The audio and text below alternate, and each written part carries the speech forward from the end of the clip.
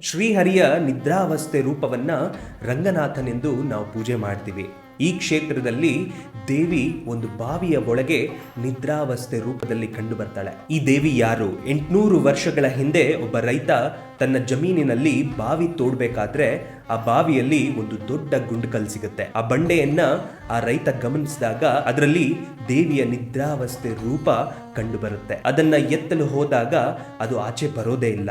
ಊರಿನವರೆಲ್ಲ ಸೇರಿ ಎತ್ತಿದ್ರು ಕೂಡ ಅದು ಆಚೆ ಬರೋದೇ ಇಲ್ಲ. ಸರಿ, ಮಾರನೇ ದಿನ ಪ್ರಯತ್ನ ಮಾಡೋಣ ಅಂತ ಆ ರೈತ ಮನೆಗೆ ಹೋಗಿ ಮಲ್ಕೊಂಡಾಗ ಮಧ್ಯರಾತ್ರಿಯಲ್ಲಿ ಅವನಿಗೆ ಗೆಜ್ಜೆ ಸದ್ದು, ಮಲ್ಲಿಗೆ ಸುವಾಸನೆ ಬರಲು ಶುರುವಾಗುತ್ತೆ. ಆ ಗೆಜ್ಜೆ ನಾದವನ್ನ ಹಿಂಬಾಲಿಸ್ಕೊಂಡು ಹೋದಾಗ ಆ ಬಾವಿಯಿಂದ ಒಂದು ದೊಡ್ಡ ಬೆಳಕು ಆಚೆ ಬರ್ತಿರುತ್ತೆ. ಆ ಬಾವಿ ಹತ್ರ ಹೋಗಿ ನೋಡಿದಾಗ ಆ ಬೆಳಕಿನಿಂದ ಒಂದು ಅಶರೀರ ವಾಣಿ ಆಚೆ ಬರಲು ಶುರುವಾಗುತ್ತೆ. ಅದೇನಂದ್ರೆ, ನಾನು ಮೇಲೆ ಬರಲು ಇಚ್ಛಿಸಲ್ಲ, ಭೂಮಿ ಒಳಗೇನೆ ನಾನು ಇರ್ತೇನೆ ಅಂತ ಹೇಳ್ತಾರೆ.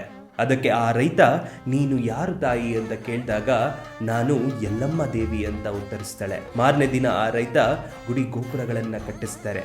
ಈಗಲೂ ಕೂಡ ಈ ಕ್ಷೇತ್ರದಲ್ಲಿ ದೇವಿಯ ನಿದ್ರಾವಸ್ಥೆ ರೂಪವನ್ನ ನಾವು 10 ಅಡಿ ಇರುವ ಬಾವಿ ಒಳಗೆ ನೋಡ್ಬೋದು. ಈ ಕ್ಷೇತ್ರ ಎಲ್ಲಿದೆ ತಿಳ್ಕೊಬೇಕಾ? ಹಾಗಾದ್ರೆ ಹೇಳಿ, ಉಧೋ ಉಧೋ ಯಲ್ಲಮ್ಮ.